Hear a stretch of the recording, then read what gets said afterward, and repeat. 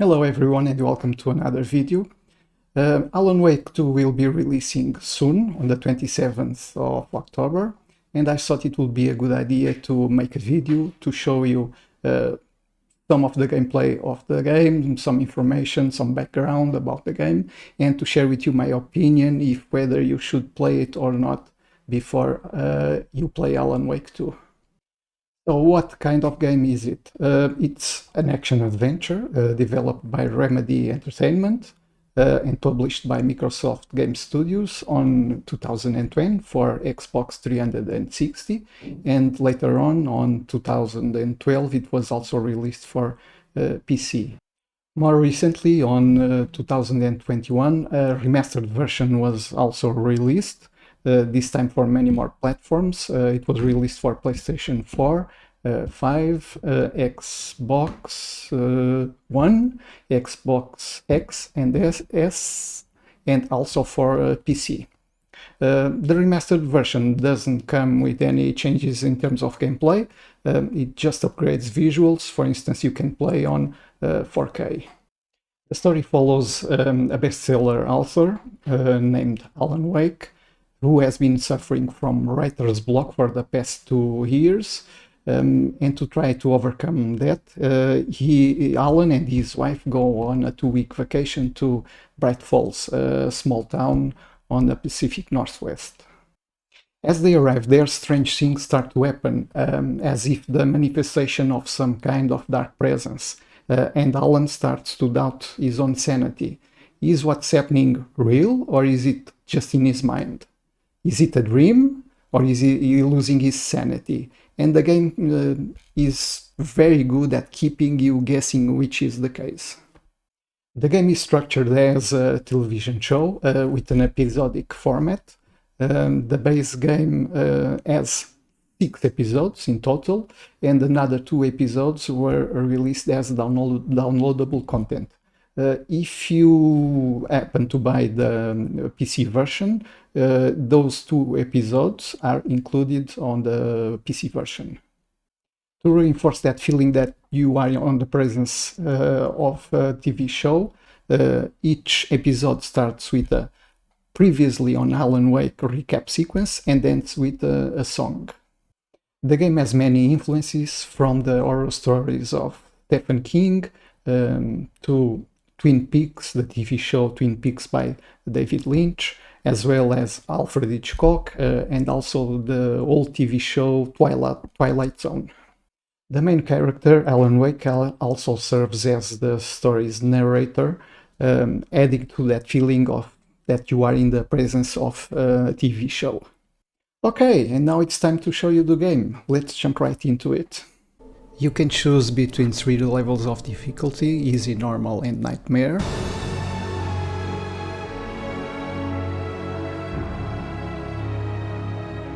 It starts with Alan having a dream that works as a tutorial for the game to show you how the controls and the game mechanics work. The game is played in third-person view, and you can control the camera with your mouse. You can walk around using the WASD keys, and you can use the Shift key to sprint. The UI is very minimalistic to enhance immersion. At the top left corner you have your current objective, and there's a waypoint showing the direction for that objective. The red semicircle represents your current life, and if it reaches 0 you will die. You can dodge enemy attacks by using the Shift key and the movement keys, and that can be very problematic because those are the exact same controls you use to sprint and move around. And what happens is that many times you end up moving or sprinting instead of dodging, and you get hit by enemy attacks. The enemy are known as the Taken, and they are the manifestation of an entity called the Dark Presence. Being creatures of shadows, they can't attack you when you are surrounded by light. The enemies are protected by shadows, giving them some kind of shield, and you can only harm them when you dispel that shield. You can do that by shining your flashlight on them. Here, take the light. You can pick up objects like weapons, ammo, flashlights, using the E key. By pointing your flashlight to the enemies, their shield starts to disappear. You can make this process go faster by pressing the right mouse button. However, that makes your flashlight battery deplete, but you can replace it using batteries that you pick up, and you replace them using the Q key. In the top left corner you have an icon representing your current flashlight battery, and under it there's a number showing how many replacement batteries you have. In the top right corner there's an icon representing your currently equipped weapon and the ammo you have left. And you can use the R key to reload. You can press it repeatedly for it to go faster. The game doesn't have a save game functionality. Instead of that, it uses checkpoints to save your progress. Many of these checkpoints are located under lamps, where enemies won't attack you, and function as a way for you to replenish your life. Usually on these checkpoints there's a small cabinet where you can pick up ammo and other stuff. You're dead, just like... Usually enemies spawn in groups of at least 3, and you have to manage your flashlight to dispel their shadow shield, and only after that you can shoot them, which makes combats very, very frantic. When you die, you revive at the last checkpoint. You don't have to backtrack much because there's many checkpoints. Alan, wake up. And that's it for the tutorial. Alan wakes up next to his wife while they are driving to Bright Falls and realizes it was just a nightmare. They finally arrive by ferry, and we are presented with a cinematic showing the town of Bright Falls. It's on this ferry that they meet the first character, Pat Main, the local radio station night host. I'm Alan Wake. I won't pretend I don't recognize a famous writer such as yourself, Mr. Wake. A pleasure. I'm an avid reader myself.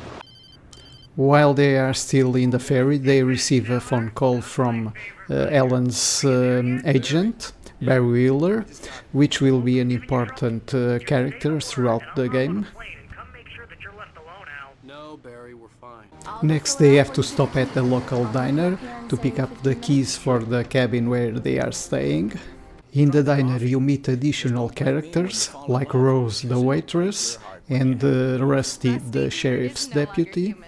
Nothing but black coffee under a thin layer of skin. And also these two old geezers, the Anderson brothers, called Odin and Thor, which used to have an heavy metal band in the 70s and 80s, a band called Old Gods of Asgard.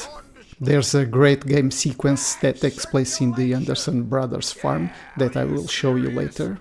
And then there's also this lady holding a lamp, which is a clear reference to the log lady from the TV show Twin Peaks.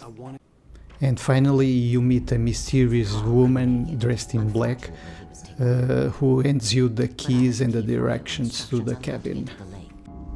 Okay. I wish you a good stay in my cabin.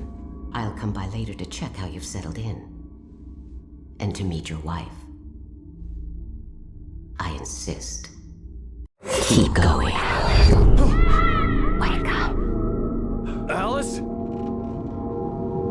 Without giving too much away of the story and trying to avoid any spoilers, I'll just say that Alan ends up waking in a crashed car, and he doesn't have any idea how he got there. Later on he will realize that a week has gone by since they arrived at Bright Falls, and he has no memory of that week. All he knows is that his wife is missing, taken by the Dark Presence. I'd have to find help on foot.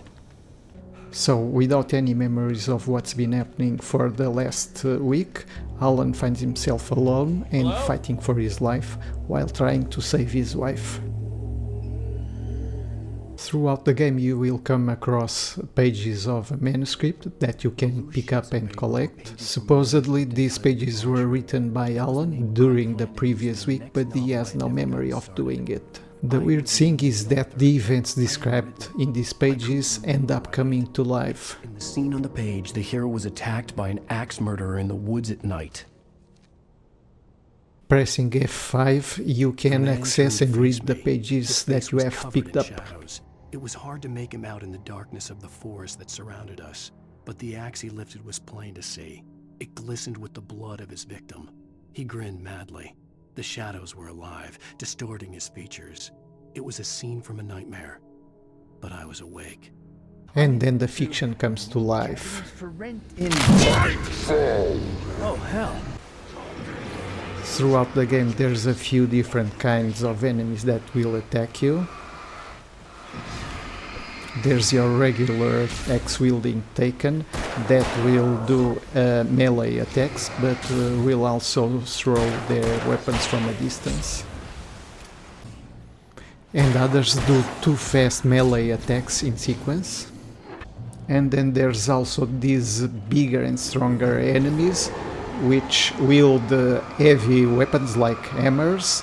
Their shadow shield takes longer to dispel and they take more shots to take down.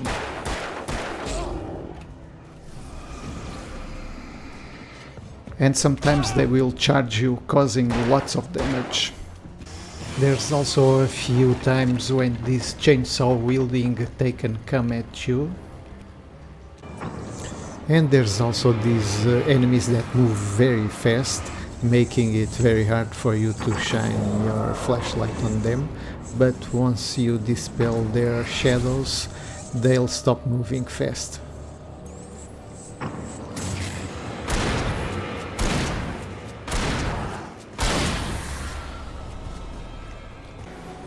Also, among the enemies controlled by the Dark Presence, there's these flocks of birds that you can defeat by shining your flashlight on them. The Dark Presence doesn't limit itself to sending the Taken to attack you. It can also animate objects, turning them into poltergeists that will be thrown at you. For instance, there's barrels, wheelbarrows,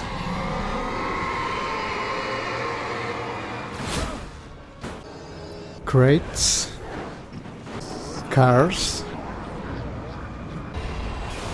and even a goddamn bulldozer.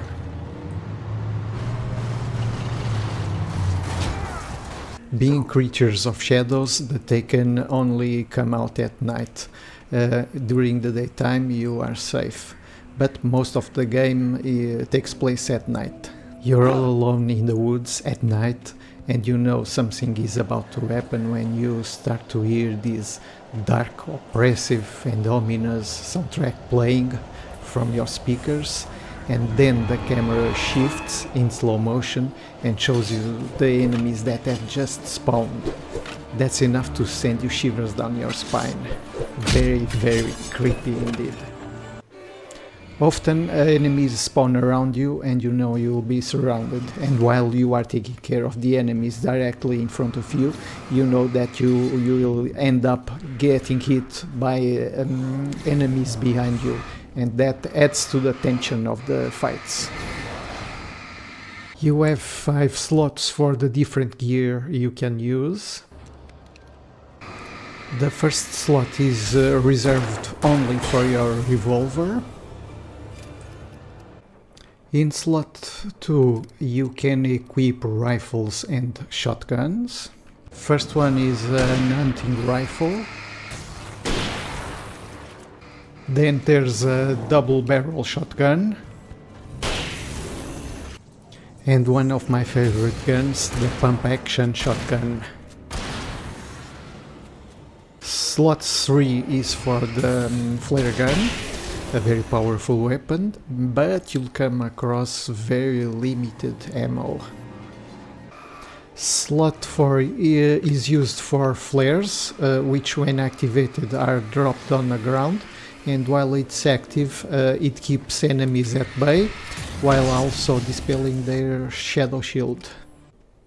And finally, slot 5 is used for flashbang grenades, which when explode immediately annihilate the nearby Taken. There's a few times throughout the game where you can drive cars, and you can use the headlights to shine them on the Taken, so you can dispel their shadow shields, and then you can run them over. But be careful not to discharge your car battery, and also try to avoid taking too much damage to the car, because it will become unusable. There's a couple times when the game has some irritating difficulty spikes that takes some retries to overcome them, like this one where you're fighting alongside an NPC. You don't have any guns, you just have your flashlight and some flares, and you'll be trying to dispel the shadow shields of the enemies while the NPC shoots them. And also this sequence where the Dark Presence will be animating and throwing objects at you, which you must dispel with your flashlight, but as you dispel them, the Dark Presence just throws more and more of them at you. All you can do is try to avoid them and dispel them with the flashlight. This is one of the hardest sequences of the game, and it took me several retries to finally overcome it. Another less positive thing you can say about the game, and it's something where it really shows its age, is in the cutscenes, the character models, their faces, they don't show any emotions. Even though the voice actors are showing emotion, that doesn't get translated into the faces of the character models. They just have very stiff faces and can't show any emotion. Since the game is narrative driven and there's a story you'll have to follow through, as a result your path from the beginning to the end of the game will be linear, but I don't mean that as a criticism, quite the opposite. You never feel lost because you know what you have to do next. Your next objective is always written on screen, and there's a waypoint showing the direction where you must go. Since you're always following a predetermined path, this allowed the developers to place many scripted events along the way, keeping gameplay fresh and exciting. You'll never feel bored, and you will be eager to find out what's going to happen next. This sequence is an example of one of those scripted events, where you will have to fight one of the bosses, while at the same time being attacked by flocks of birds.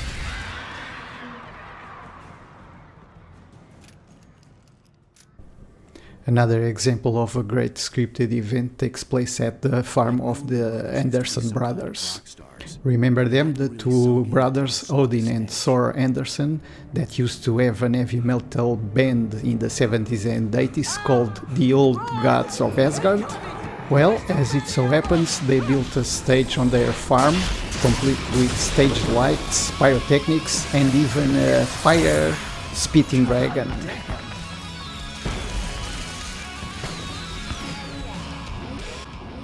In this sequence, you'll be on the stage and you will have to defeat several waves of enemies. You'll have the help of Barry, Alan's manager, who will be operating the stage lights and the fireworks.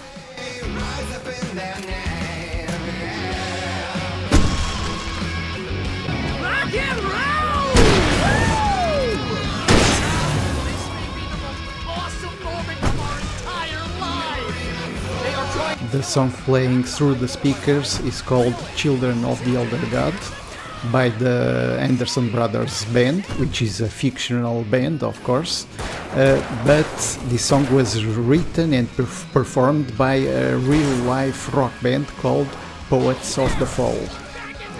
This band has a long-standing collaboration with Remedy, having written several songs for some of their games.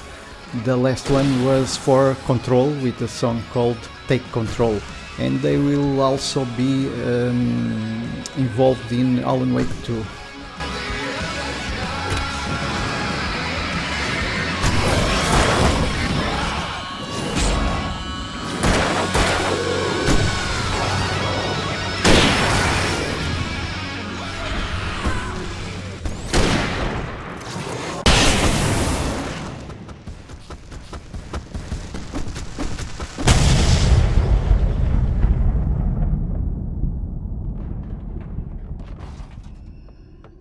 But this song isn't the only one the band contributed as the old guards of Asgard. They also wrote and performed this song called The Poet and the Muse.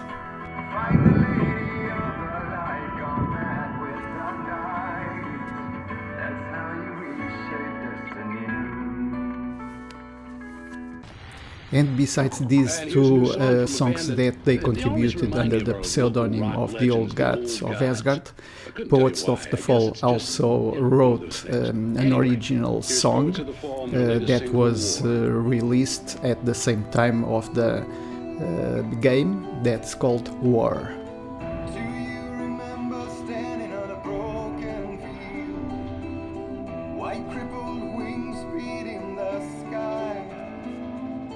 Harbingers of war with their nature revealed, and our chances went by. Let me show you a part of the video clip that was made for this song, which features the actor that played Alan Wake and enacts some of the scenes of the game.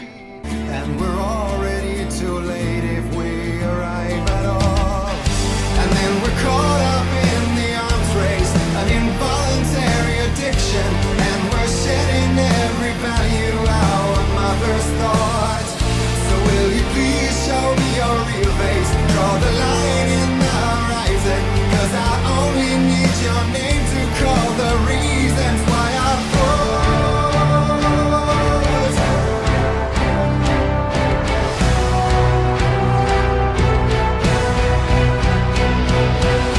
When I thought that I fought this war alone, you were there by my side on the front line, and we fought to believe the impossible.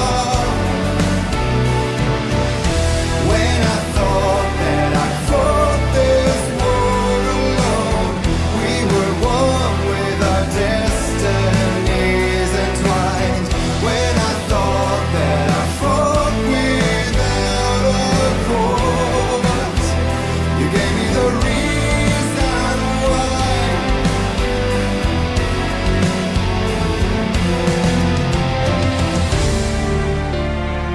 It's a great song that deserves a few listens.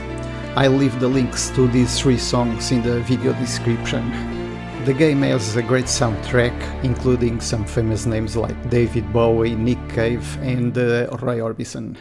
In conclusion, I want to say that this is a great game, a classic that everyone who enjoys action-adventure games should definitely play. The atmosphere is exceptional, sometimes very creepy and scary, and it goes very well with the theme of the game. The story is one of the best that I've seen in any video game, very well written and keeps you hooked from the beginning to the end of the game. The action sequences are well designed and the difficulty is appropriate, making you feel like you're fighting for your life. Visually, the game is very appealing, even though it was released 13 years ago.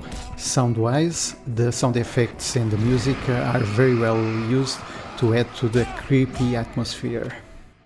And it has a great soundtrack with great songs. I only have a few very minor criticisms about the game that in no way keeps you from enjoying it. First, there's the awkward dodge mechanic control that I hope Remedy will change for Alan Wake 2. Secondly, there's a couple sequences with annoying difficulty spikes that take several retries to overcome. And finally, in cutscenes, the faces of the characters can't show any emotions. But I'm being very picky with this one because I'm judging it by today's standards.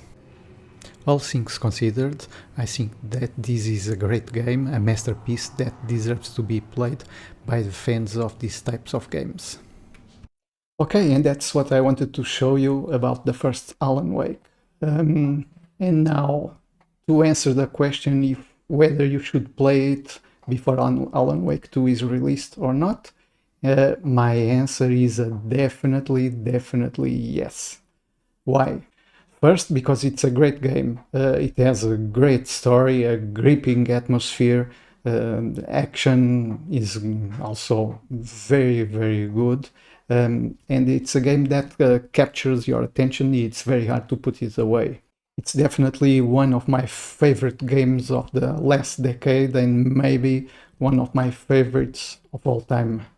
Secondly, I'm absolutely sure that Alan Wake 2 will have all these references to the first game.